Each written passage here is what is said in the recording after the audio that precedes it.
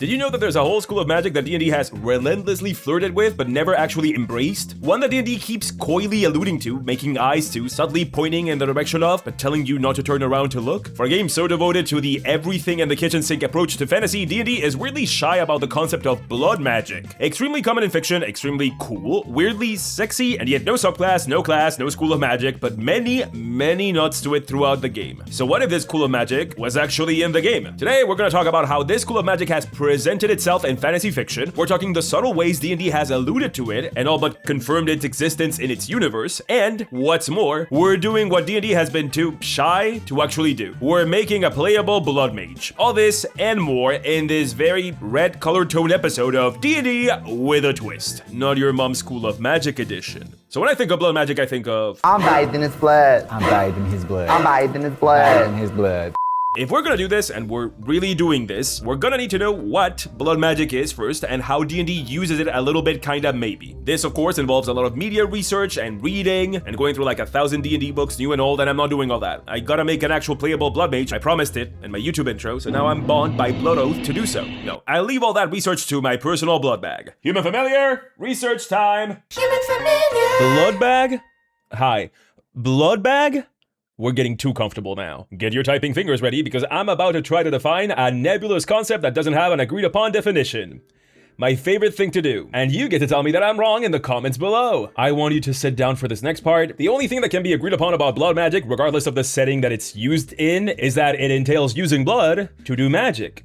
I am very smart. Another surprisingly common characteristic about blood magic, regardless of the setting, is that it's evil, or at least frowned upon. The only one that I can think of as an exception to this is Full Metal Alchemist, where people get very creative in terms of the art supplies that they use. Of course, a lot of the evil stuff that a lot of evil guys on that show do could also be called blood magic, and people in that setting don't like that stuff. But it doesn't seem like the usage of blood itself would get you kicked out of school for learning superpowers for anime teens. So that's as general as I'm willing to get. Uses blood, people generally don't love it. After that, it depends on the setting. And since we've come this far and we gotta understand what blood magic is if we want to use it, let's look at some examples. I'm gonna divide blood magic in 4 categories because I feel like it, scientifically. And you know what that means. Number A, blood magic as puppetry. Number A again. It's nice to get normal letters as numbers.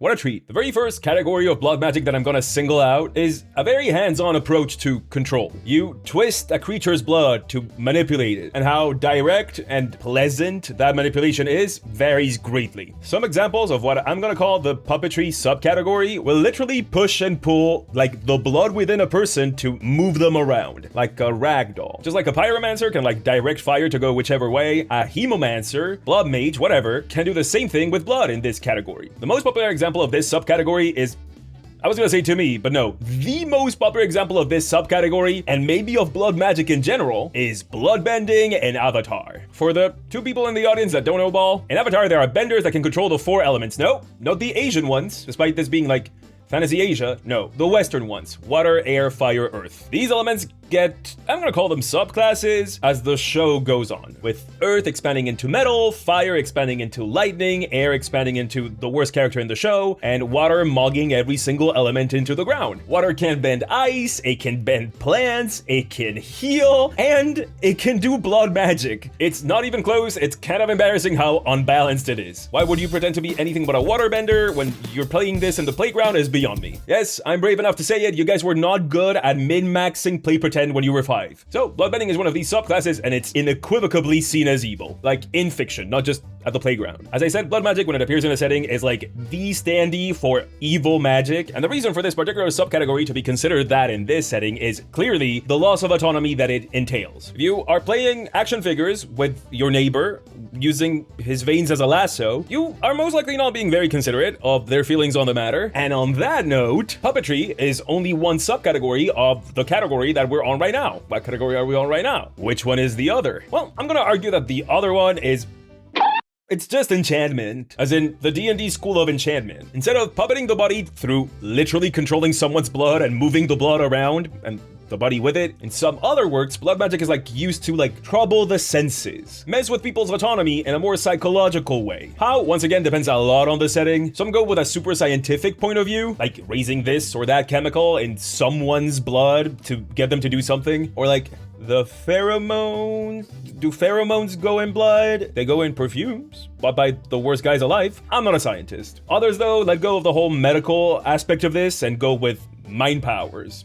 Blood version. Like, blood is just the way that those mind powers are used. It's blood magic to induce madness, hallucinations, and horniness a surprisingly high amount of times. There's this through line with some works where blood magic is like sexy, which I frankly do not understand. Oh god.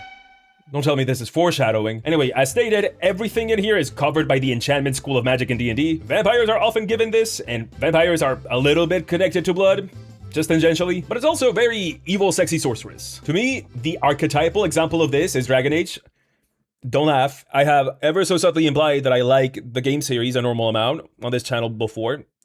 Once or twice. In Dragon Age, blood magic is very utilitarian, as in normal mages use their mana, and blood mages use blood as like power for their spells. They don't use their mana, or they can use both, whatever, you don't care about this. And a lot of them have figured out that they don't have to use their own blood. Store-bought is fine, or someone else's, but it's also the kind of magic that you use when you influence someone, control their actions, exactly what we talked about. Everyone should be proud of me. Everyone please clap about me not launching into a 7-hour tangent about Dragon Age. Took a lot out of me not to do that, but I managed. But as I said, influencing and puppetry are one use of blood magic, just one category. And our next category is just a tinsy bit more direct. Number B, blood magic as bonk magic. In some settings, blood magic is very much elemental in nature, as in, it allows you to control blood exactly how a D&D evoker would control an element. That is, controlling it to hit people with it. Certified hood classes of the bonk category of blood magic include like hardening blood into blades, bullets, projectiles, things that you generally don't want to be on the receiving end of. Raising it in tendrils to pin someone in place, that kind of thing. It's very much the most direct, simple use of blood magic. And I would also say the most DPS-y one out of all the incarnations of the school. Anything a water sports wizard can do with water, this sort of blood mage can do with blood. Now,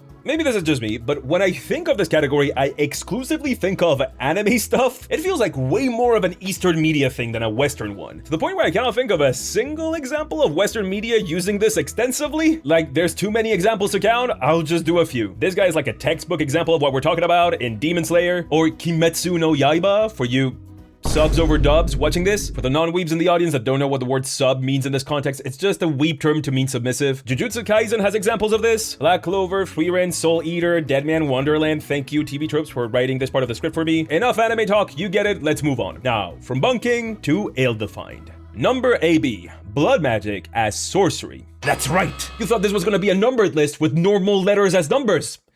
Think again. Normal letters as numbers. What have I become? You guys have broken me. Some settings have blood magic in what D&D would call sorcery. Powers inherent in a character that are triggered by their blood. This makes sense on account of blood being pretty inherent to a character, I would say. It also surprisingly kinda tracks with regards to D&D. Kinda. Some sorcerer's subclasses have been called bloodlines. Sorcerer's flavor is not the most cohesive, even within one single edition of the game, but especially the beginning of 5e really leaned into the whole inherited power aspect of the class. Your grandma's risky escapades and creative choice in partners made you all draconic in nature, or angelic, or clocky, Peter Pan's shadow.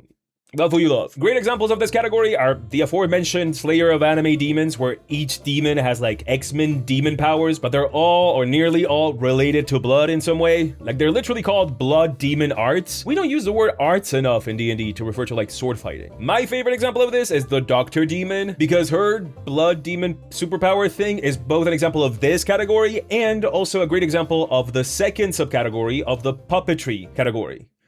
Keep up. Her blood releases a scent that messes with people's perception. Like, it makes them hallucinate and it like messes with their emotions. It's sick. She's so cool. I would say that out of all the categories that we're gonna talk about in this video, this is perhaps the least common one. It's just a little bit too niche. The blood has to be the source of the magic, and also the powers need to be related to blood. Of course, there are like 1,000 examples of someone's powers coming from their bloodline, but at that point, I don't think that anyone that isn't currently trying to win the pedantic Olympics would call that blood magic. We just call those genes. We just call that genetics.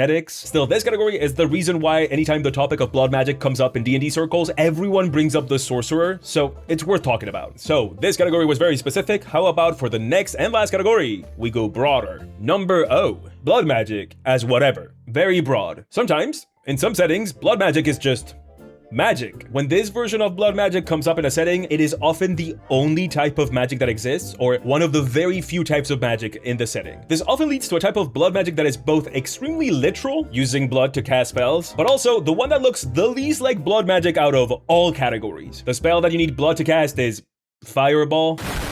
Vampire the Masquerade, little known RPG, you probably have never heard of this. It's very obscure. It's kinda this. There's technically more magic than blood magic in the setting, but blood magic is clearly like the main one. The reason why is in the title of the game. Blood magic is also certainly the most extensive. It's used to basically do whatever. For fun, here is a non-comprehensive list of the stuff you can do with blood magic in Vampire the Masquerade. Alchemy, control shadows, become poison ivy, stealth mission superpowers, home security protocols, telekinesis, control the sea, summon the Heartless from Kingdom Hearts, and Technomancy. Yep, Technomancy through blood magic. In summary, this category is blood magic as a means to an end. In D&D terms, blood here is just a spell component, or rather, a component of every spell. In the same way that the bonk category of blood magic has an extreme anime vibe to it, this one has a very strong urban fantasy scent to it. What a weird way of saying that. This is extremely common anytime witches are involved, and even more common if the witches in question are dressed in the ritual garb of 2010's Hot Topic. Think Netflix Sabrina, The Craft, any season of AHS, just take your pick. Now, this is a perfectly fine use of blood magic, but I'm just gonna say it, it's just not relevant to our uses here. But D&D has robust systems to deal with stuff like this in ways that don't need body fluids to get them done, so let's not get ourselves dirty for nothing. Which brings me to the most important point in this video, part 2, blood magic in D&D. So, is blood magic part of D&D?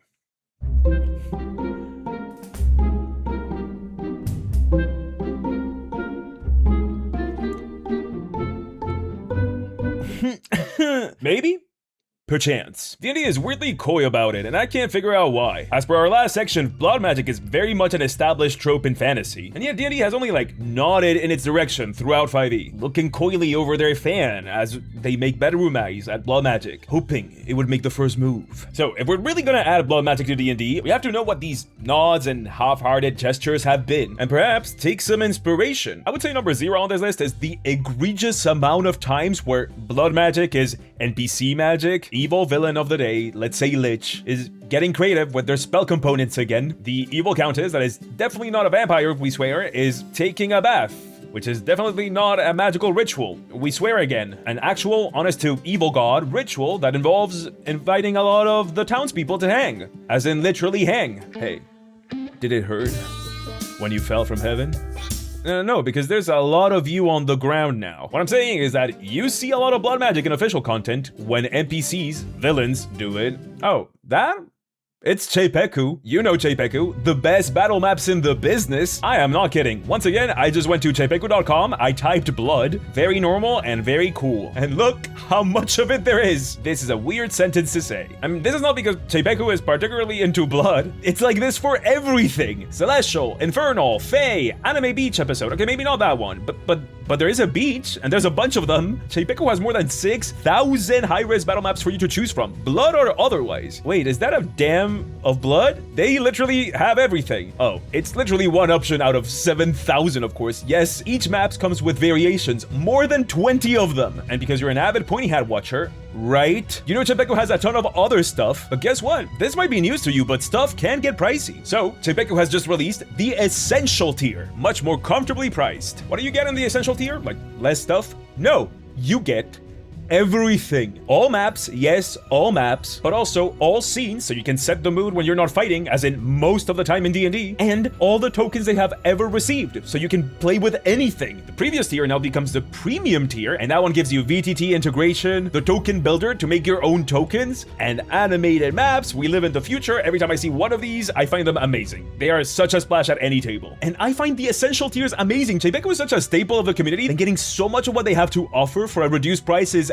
amazing to me. This is a resource that me and so many people I know use in every of their games. That's incredible. Good on them. So if that sounds good and you want to check out how much all of it is, go to Czepeku.com, also known as the first link in the description of this video that you're watching right now. So great, we covered all our NPC magic options. Where is our dubiously red casting circle? Well, the first touchstone past NPC magic is no doubt vampires. 5e and 5.5e specifically has given a lot of love to vampires. With the newest monster manual more than doubling the amount of vampires that you can throw at your friends. We also got the newest version of Ravenloft with Ravenloft The Horrors Within, which we have covered on this channel before.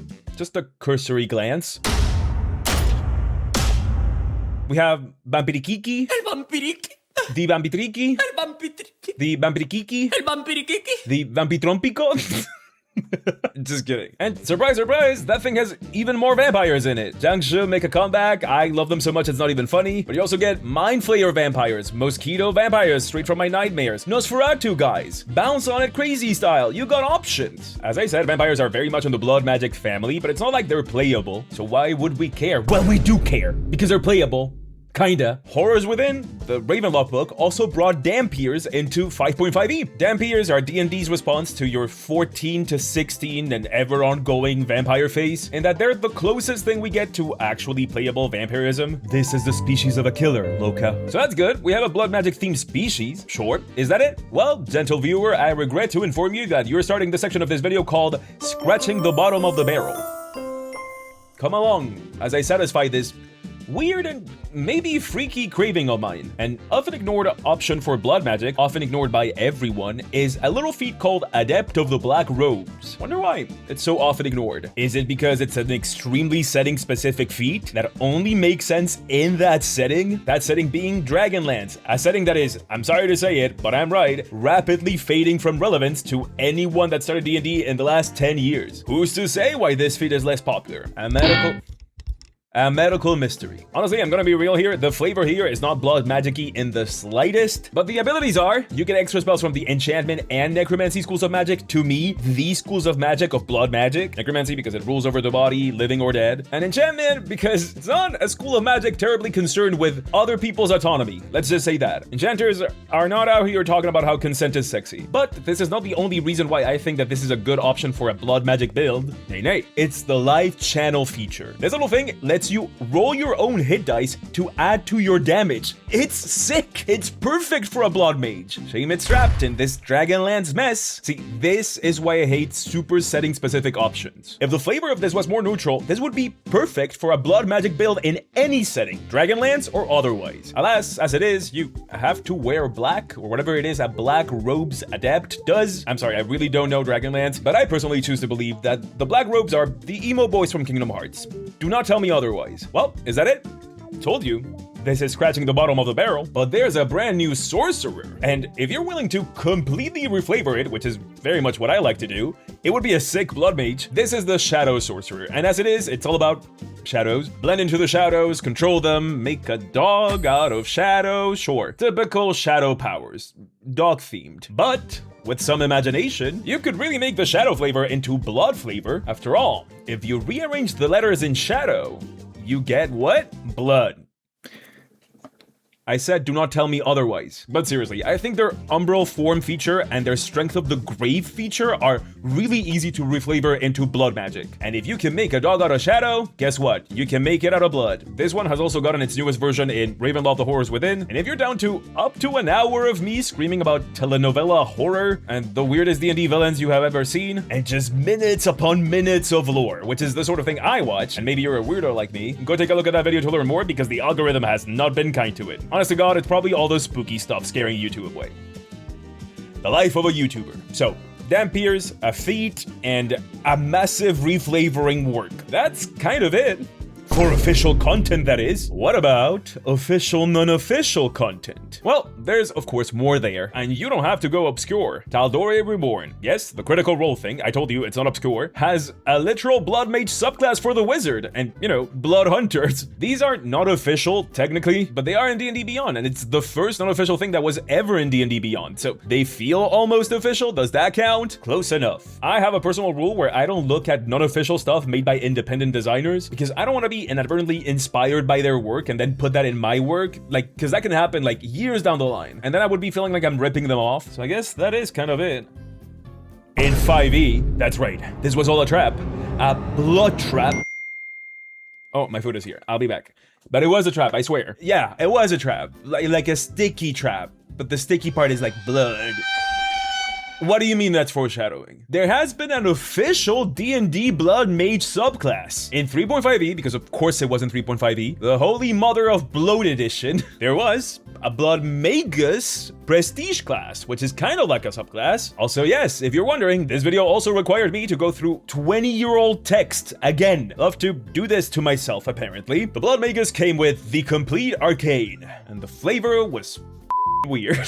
One of the requirements for it is that you needed to have died and then came back to life. But honestly, other than this, it frankly slapped. Maybe it slapped a little bit too hard reading over it now. The Blood Magus was strong. You could substitute components with your own blood. Sick, definitely stealing that. You were better at concentrating at spells. Makes sense, Constitution, that's so smart. But now for the insane ones, you could explode people. I'm not kidding, 10d10 damage by touching someone. 3.5e, man. And as a capstone, you could teleport into someone because they have blood. Balance. So, I would say that's a solid enough primer. Now, to take all the media examples depicting blood magic, all the previous incarnations of it, and nods to it in D&D, and make a brand new version that you can play right now for free. Luckily, I don't have to do that. Oh, I have to. God damn. Part 3, Blood Transfusion, bringing blood back. So, what are we gonna put in this blood sausage of a subclass? Don't you wanna play it more now that I've called it that? I'm a genius marketer. This is how you sell a subclass. Blood magic is often depicted as the magic used to puppet others, whether literally puppeting their bodies or clouding their minds. It is also used when blood is a sort of element, as in actually controlling blood offensively and defensively. And there's a clear association of blood magic with the school of enchantment and the school of necromancy. Are you thinking what I'm thinking? Because I'm thinking Hemomancer, Necromancer. That's right, I made a whole D&D class for free on this channel recently, the Necromancer class, for my upcoming project Wild Hearth, which you might not guess by the whole dark and spooky undead wizard thing, but Wild Hearth is a D&D book about combat and downtime with like cooking rules, town building rules, farming, traveling, a whole Breath of the Wild Ghibli inspiration for the art. What if the Hemomancer was a subclass for the Necromancer class? Necromancers already absorb the life energy of their enemies to fuel their spells, with their whole class identity being about dealing damage and then using that damage to do something else, like create armor made of bone, run away the blood of your enemies to poison them, summon undead. It gets crazy. That's a perfect base for our blood mage. Blood is pretty damn close to life energy. Okay, good. So what are we going for? Well, for me it's obvious. I want this to be a controller, a debuff-centric subclass that allows you to control and make your enemies weaker, but also the battlefield itself. And I have some weird ideas as to how to do this. And enchantments, controlling the minds of people. What if this was the face of the party option for necromancers? The one that can actually talk to people. That's what the party face role is, the one that is the best at interacting with NPCs. Not many classes give you a subclass to fill this role, and they certainly shouldn't just do this. Isn't that right, Mastermind Rogue? But if we pair this with debuffing with a focus on enchanting, it makes sense. Hemomancers are the people person of necromancers, even if they do that by literally clouding the senses of those they interact with. I think that's sick. I don't think I've ever seen a debuffer controller subclass paired with face of the party and roleplay stuff. Okay, so that's our direction. How do we get there? Let's first do the party face thing and then do the control debuff thing. Necromancer is an intelligence class because, oh god, do we need more of those, and D&D experts might know that intelligence is not charisma. But what if it was? What I'm proposing has been done before. Barbarians roll perception with strength. I don't know how. Other classes and subclasses play around with what ability scores are used for what checks. What if Hemomancers use blood magic to twist themselves, make themselves more appealing, as in literally look hotter, pretty privileged stolen valor? Or not. If this is not the Hemomancer you want to build, what if they do this by manipulating the pheromones they release, or the ones generated by people they talk to? The results are the same. You can roll charisma checks with intelligence. Boom. Done. This whole thing is very category 3 blood magic as sorcery that we talked about when defining blood magic. In the Hemomancer we're making, we want to hit as many of those to really sell the idea of blood magic. Also, necromancers get a bonus to learn necromancy spells. What if the Hemomancer got those for enchantment spells too? This is literally out of the Adept of the Black Robes feat thing, but better. It gave you one either enchantment or necromancy spell. The Hemomancer gives you both. But I'm not done. All necromancers get a thrall, basically an undead familiar, and your necromancer subclass changes it completely. Like the medium thrall is a ghost, but the overlord subclass gets a swarm of undead. Side note, look at the art of the overlord. I have shown very little Wild Hearth art. It's coming. I can't wait for you to see it. As I said, we're going for Ghibli, Breath of the Wild. What? You can't see those inspirations here? I swear it's in there between the skeletons. It's just so sick. I don't know if people like D&D art like this. This is certainly a gamble, but I love it. What if the Hemomancer thrall was not a skeleton, was not a swarm, was not a ghost, but an ooze, a massive blob of blood that they can move around? But get this, like the medium, they don't use it to fight. Hemomancers use their thrall for social infiltration. You can shape your blob into anyone you can think of and send it for recon or espionage missions. I can see this being so useful in roleplay scenarios, but also in dungeons, in like scouting ahead. It has the amorphous trait. It's an ooze. It's sick. We're starting to hit the whole using blood as an element, as in controlling blood itself and shaping it, that we defined when we talked about blood magic and media, but I'm very much not done with that. You'll see. Okay, that's the party face part. If we stop here, we have a bad subclass. We have the Mastermind Rogue. Luckily, we want this to be a controller debuffer too. You could argue that we're already halfway there since enchantment is one of the schools of debuffing, but let's go further in a more explicitly blood magic direction. Very explicitly. But how? Okay, hear me out here. The espionage thing is not the only thing you do with your thrall. You know that whole anime version of blood magic where you control blood? You think I was gonna talk about that and not put that in there? What if necromancers could dissolve their thrall into, stay with me, a pool of blood that they move through the battlefield? A literal bloodbath. What does it do? Well, all those abilities I talked about. What if you could form walls with it for battlefield control? What if you could coagulate the blood around the feet of your opponents to restrain them, unleash pheromones to charm them, and more? This is using blood as an element.